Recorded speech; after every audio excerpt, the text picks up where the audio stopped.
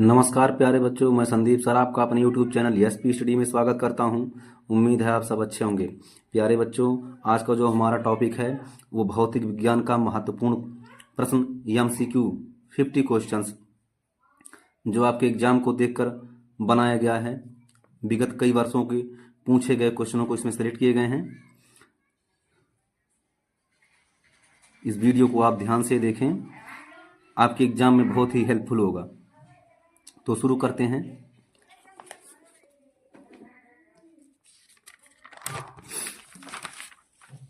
इसका पहला क्वेश्चन है, समतल दर्पण की फोकस दूरी है। समतल दर्पण की फोकस दूरी है किस पर होती है? अनंत पर होती है। किस पर होती है? अनंत होती है। समतल दर्पण के सामने एक वस्तु दर्पण से 10 सेंटीमीटर की दूरी पर रखी गई है, तो दर्पण से प्रतिबिंब की दूरी होगी 10 सेंटीमीटर होगी। कितनी दूरी होगी? 10 सेंटीमीटर दूरी होगी। समतल दर्पण द्वारा निर्मित प्रतिबिंब का आवर्धन होता है। समतल दर्पण द्वारा निर्मित प्रतिबिंब का आवर्धन होता है। कितना होता है? 1 होता है। कितना होता है? 1 होता है। अगला क्वेश्चन, दर्पण की फोकस दूरी F तथा वक्रता त्रिज्या R के बीच संबंध है। दर्पण की फोकस दूरी F तथा वक्रता त्रिज्या R के बीच संबंध है। 2F बराबर R। 2F बराबर R, या हम लिख सकते हैं F बराबर R/2। F बराबर R/2। क्यों? क्योंकि इधर गुणा है, जब इस तरफ आएगा तो भाग में चला जाएगा। ठीक। अगला क्वेश्चन है, एक अवतल दर्पण की वक्रता त्रिज्या 20 सेंटीमीटर है। वक्रता त्रिज्या कितना है? 20 सेंटीमीटर है। इसकी फोकस दूरी होगी। इसकी फोकस दूरी होगी। वक्रता त्रिज्या कितनी है? एक अवतल दर्पण की वक्रता त्रिज्या 20 सेंटीमीटर है। इसकी फोकस दूरी होगी। वक्रता त्रिज्या R बराबर कितना दिया है? 20 सेंटीमीटर दिया है। ठीक। अवतल दर्पण है तो क्या रहेगा? माइनस लगता है अवतल दर्पण में। ठीक। फोकस दूरी F बराबर R/2। R कितना दिया गया है? R का मान 20 है बटे 2, लेकिन यहाँ माइनस रहेगा। अवतल दर्पण है तो माइनस लगेगा। ठीक। 2 दहिया में 20 माइनस 10 सेंटीमीटर, हमारा ऑप्शन बी सही हो जाएगा, माइनस 10 सेंटीमीटर। फोकस दूरी बराबर R/2 त्रिज्या बटे 2। ठीक। अगला क्वेश्चन, किसी दर्पण से आप चाहे कितनी ही दूरी पर खड़े हो, आपका प्रतिबिंब सदैव सीधा प्रतीत होता है, तो वह दर्पण होगा समतल तथा उत्तल। कैसा होगा? समतल और उत्तल दर्पण होगा। अगला क्वेश्चन, अवतल दर्पण द्वारा किसी वस्तु का सीधा व बड़ा प्रतिबिंब बनाने के लिए उसे रखना होगा। कैसा रखेंगे?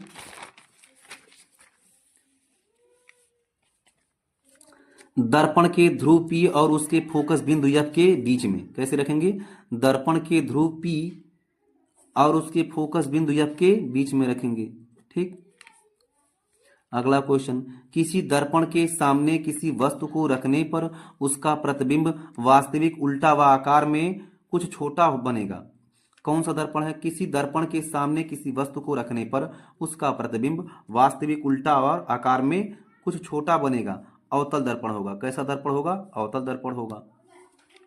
उत्तल लेंस के लिए सत्य कथन, यह बीच में से मोटा होता है। यही सत्य है। बीच में से कैसा होता है? मोटा होता है। यह किनारों पर से पतला होता है, तो किनारों पर पतला नहीं होता है।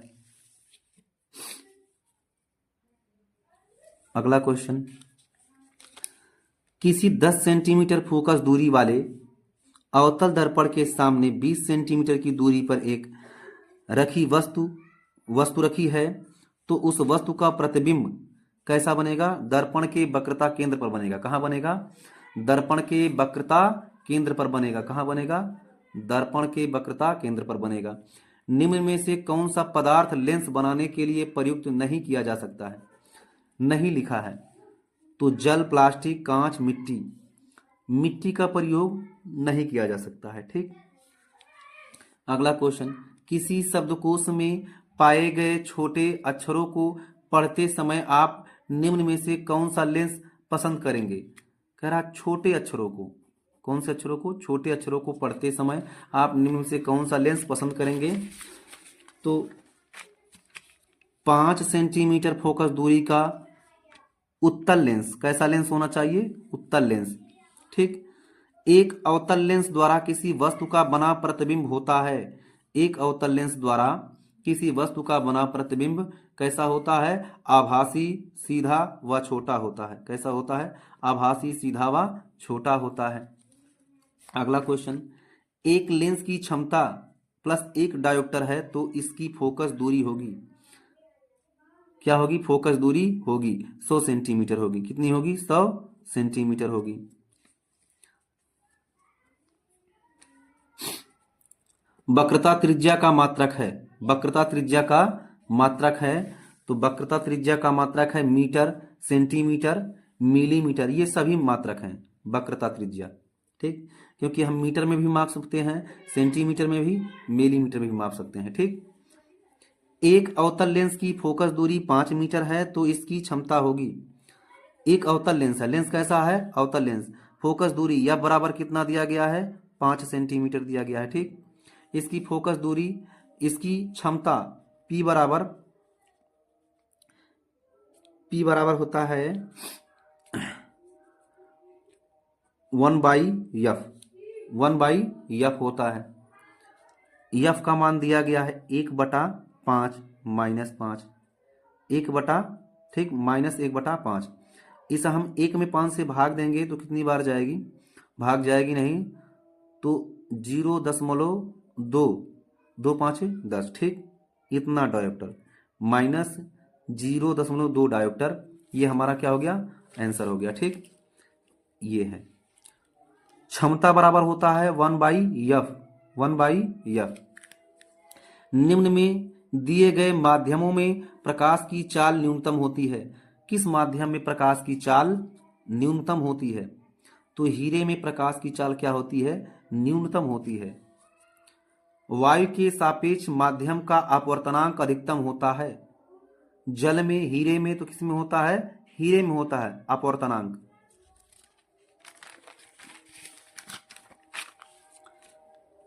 अगला क्वेश्चन है, मानव नेत्र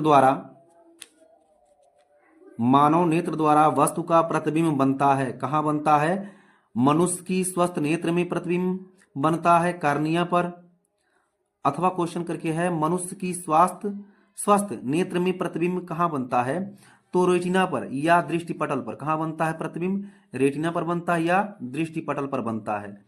ठीक। अगला क्वेश्चन है, अभिनेत्र लेंस की फोकस दूरी में परिवर्तन किया जाता है, अभिनेत्र लेंस की फोकस दूरी में परिवर्तन किया जाता है पच्छाभि द्वारा, इसके द्वारा, पच्छाभि द्वारा परिवर्तन किया जाता है। जब प्रकाश नेत्र में प्रवेश करता है तो अधिकांश अपवर्तन कहाँ होता है, स्वच्छ मंडल, कहाँ होता है, कार्निया, कहाँ होता है, कार्निया पर। जब प्रकाश नेत्र में प्रवेश करता है तो अधिकांश अपवर्तन कहाँ होता है, तो कार्निया पर होता है। कहाँ होता है, कार्निया पर होता है। प्यारे बच्चों, ये वीडियो यदि आपको अच्छा लगा हो तो हमारे चैनल को सब्सक्राइब करें। एसपी स्टडी हमारे चैनल का नाम है, इसको फॉलो करें, शेयर करें, ज़्यादा से ज़्यादा लोगों के पास भेजें। अगला क्वेश्चन,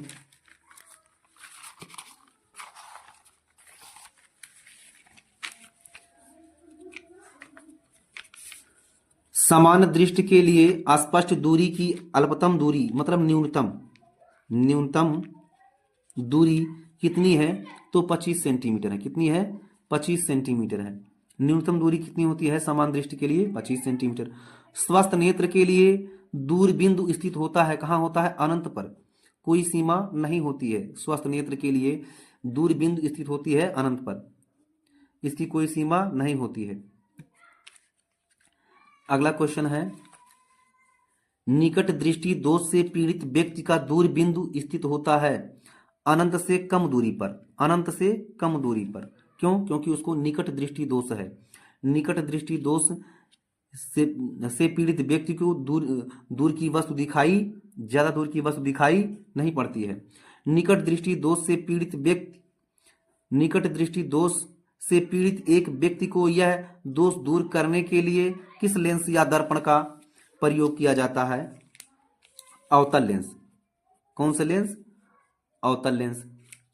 दूरदृष्टि दोष के कारण प्रतिबिंब बनता है, रेटिना के पीछे बनता है। कहाँ बनता है? रेटिना के पीछे। दूरदृष्टि निवारण के लिए हम उत्तल लेंस का प्रयोग करते हैं। कौन से लेंस का? उत्तल लेंस का प्रयोग करते हैं। दूरदृष्टि दोष निवारण के लिए हम उत्तल लेंस का प्रयोग करते हैं। जब श्वेत प्रकाश प्रिज्म में से गुजरता है तो सर्वाधिक विचलन होता है बैगनी रंग का। कौन से रंग का होता है? बैगनी रंग का विचलन सर्वाधिक होता है। ठीक। अगला क्वेश्चन है, आसमान का रंग नीला दिखता है। आसमान का रंग नीला दिखता है तो ये प्रकाश के प्रकीर्णन के कारण आकाश का जो रंग है कैसा दिखता है? नीला दिखता है। कैसा दिखता है? नीला दिखता है। प्रकाश के प्रकीर्णन के कारण आकाश का रंग कैसा दिखता है? नीला दिखता है। ठीक। चंद्रमा से देखने पर आकाश दिखाई देता है, कैसा दिखाई देगा? काला दिखाई देगा। कांच का अपवर्तनांक अधिकतम होता है, बैगनी रंग के लिए कांच का जो अपवर्तनांक होता है अधिकतम होता है। ठीक। एक प्रोटॉन पर वैद्युत आवेश की मात्रा होती है, कितनी होती है? 1.6 × 10⁻⁹ कूलाम, इतना होता है। ठीक। एम्पियर सेकंड किसका मात्रक है? एम्पियर सेकंड मात्रक है आवेश का मात्रक है। किसका मात्रक है? आवेश का। ये एम्पियर सेकंड आवेश का मात्रक है। किसी चालक तार में विद्युत धारा का प्रवाह होता है मुक्त इलेक्ट्रॉनों द्वारा। मुक्त इलेक्ट्रॉनों द्वारा विद्युत धारा में प्रवाह होता है। किसी चालक तार में, कोई तार हो उसमें विद्युत धारा का जो प्रवाह होगा कैसे होगा? मुक्त इलेक्ट्रॉनों द्वारा होगा। कैसे होगा? मुक्त इलेक्ट्रॉनों द्वारा होगा। विभवांतर का मात्रक है, मापक यंत्र है वोल्टमीटर। किसका है? वोल्टमीटर। विभवांतर का मापक यंत्र क्या है? वोल्टमीटर है। प्रतिरोध का मात्रक होता है ओम होता है। क्या होता है? ओम होता है प्रतिरोध का मात्रक। ताप बढ़ाने पर किसी चालक का वैद्युत प्रतिरोध क्या होता है? बढ़ता है, परिवर्तित रहता है या घटता है या कभी नहीं बढ़ता है? तो बढ़ता है। क्या होता है? बढ़ता है। अगला क्वेश्चन, निम्न परिपथ में एवं ए एवं बी बिंदुओं के बीच तुल्य प्रतिरोध होगा 1.0 ओम। कितना होगा? ए और बी बिंदुओं के बीच तुल्य प्रतिरोध क्या होगा? 1.0 ओम। बिजली के बल्ब में तंतु होता है, किसका बना होता है? टंगस्टन का बना होता है। इसका प्रतीक है डब्लू। क्या है? डब्लू है। बिजली के बल्ब में कौन सी गैस भरी जाती है? तो नाइट्रोजन गैस भरी जाती है और आर्गन गैस भरी जाती है। दो गैस भरी जाती है बिजली बल्ब में। ठीक। हीटर का तार बना होता है, किसका बना होता है हीटर का तार? तो नाइक्रोम का बना होता है। हीटर का तार किसका बना होता है? नाइक्रोम का बना होता है। 200 वोल्ट 100 वाट बल्ब को यदि 100 वोल्ट पर प्रयोग किया जाए तो बल्ब की शक्ति कितनी होगी? 25 वाट होगी। कितनी होगी? 25 वाट होगी। इस सवाल को हल करते हैं।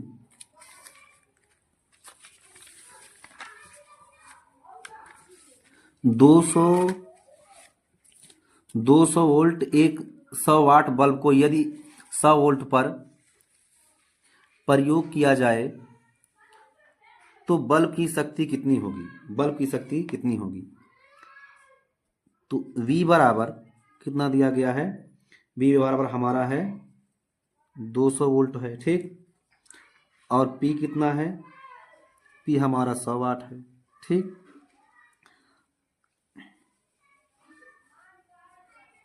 तो पावर बराबर क्या होता है? V²/R होता है। ठीक।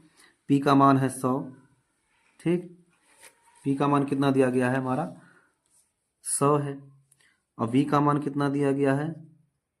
200 × 200 लिख सकते हैं। क्यों? V² है बटे R हमको ज्ञात करना है। ठीक। क्या ज्ञात करना है, आर हमको ज्ञात करना है। ठीक, पक्षांतर कर लेते हैं, ये इधर गुणे में इधर आकर भाग करेगा, तो आर बराबर क्या हो जाएगा, ठीक, 2 जीरो से 2 जीरो कैंसिल, 2 दूना 4, 400। आर बराबर क्या हो जाएगा, प्रतिरोध हमारा कितना हो जाएगा, 400 हो जाएगा। ठीक, कितना हो जाएगा, 400 हो जाएगा। प्रतिरोध हमारा कितना हो जाएगा, 400 हो जाएगा।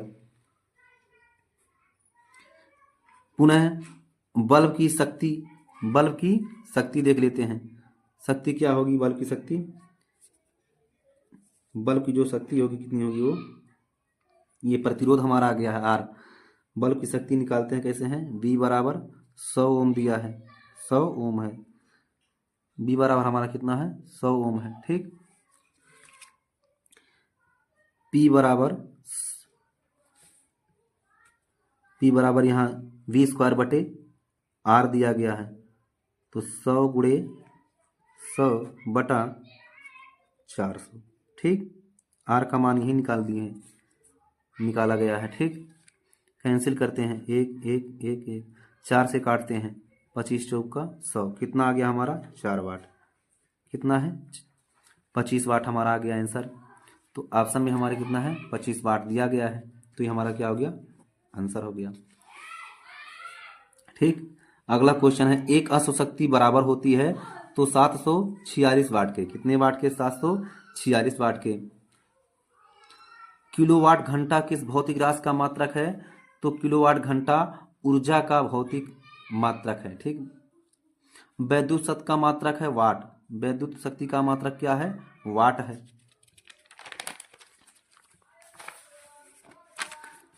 निम्न में से कौन सा चुंबकीय क्षेत्र का मात्रक नहीं है, चुंबकीय क्षेत्र का मात्रक नहीं है, तो न्यूटन प्रति एम्पियर, न्यूटन प्रति एम्पियर क्या है, चुंबकीय क्षेत्र का मात्रक नहीं है। परिवर्तनशील चुंबकीय क्षेत्र के कारण किसी चालक में उत्पन्न प्रेरित विद्युत धारा की दिशा का आंकलन निम्नलिखित नियम से किया जा सकता है। कौन से नियम से, फ्लेमिंग के दाएं हाथ के नियम, कौन से नियम के, फ्लेमिंग के दाएं हाथ के नियम से। विद्युत धारा उत्पन्न करने की युक्ति है जनरित, विद्युत धारा किससे उत्पन्न की जाती है, जनरित से, किससे, जनरित से। डायनामो परिवर्तित करता है रासायनिक ऊर्जा को विद्युत ऊर्जा में, डायनामो परिवर्तित करता है, तो डायनामो यांत्रिक ऊर्जा को विद्युत ऊर्जा में परिवर्तित करता है। ठीक, प्यारे बच्चों, अगर ये वीडियो आपको अच्छा लगा हो तो हमारे चैनल को लाइक करें, शेयर करें, सब्सक्राइब करें, ज़्यादा से ज़्यादा इस वीडियो को शेयर करें, हमारे चैनल को सब्सक्राइब करें।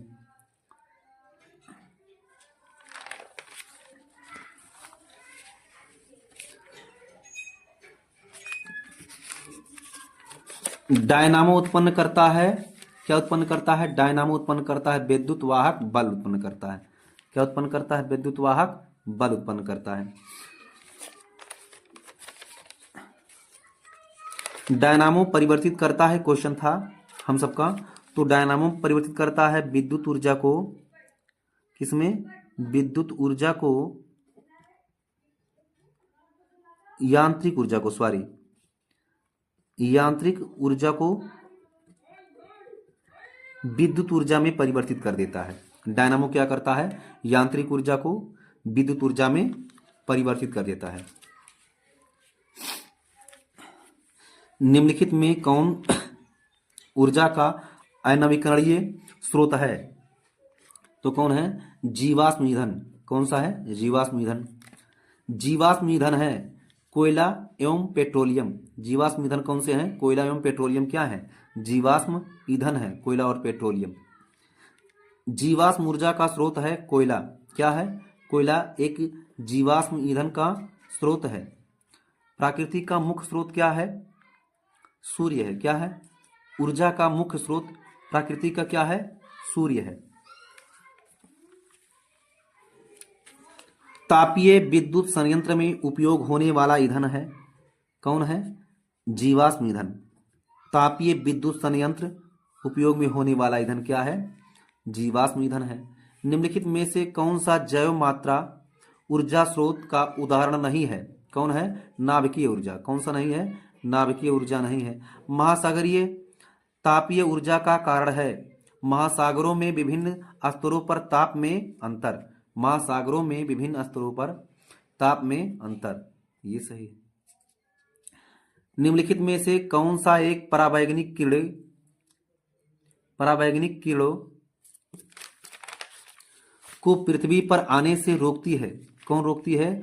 ओजोन परत क्या करती है? परावैंगनिक कीड़े जो अल्ट्रावायलेट रेज है पृथ्वी पर आने से क्या करती है? उसको रोकती है।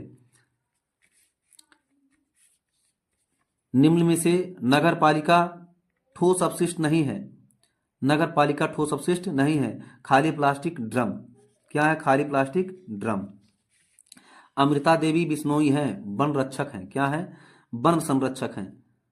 क्या है? अमृता देवी बिश्नोई वन संरक्षक हैं। गंगा को प्रदूषित करने वाले कारक हैं कीटनाशक, रसायन, कचरा वाहित मल। तो ये सभी हैं। क्या है? कचरा वाहित मल, ये सभी हैं। क्या है? सभी गंगा जो नदी है उसको प्रवाह सभी क्या करती हैं? प्रदूषित करती हैं सभी। कौन सा क्षयशील संसाधन है? कोयला। कोयला क्या है? क्षयशील संसाधन है। भौम जल क्या है? वर्षा का जल क्या है? भौम जल है। वर्षा का जो जल है कौन सा है? वो भौम जल है। प्यारे बच्चों, ये वीडियो यदि आपको अच्छा लगा हो तो हमारे चैनल को लाइक करें, शेयर करें, सब्सक्राइब करें। ज़्यादा से ज़्यादा इस वीडियो को शेयर करें।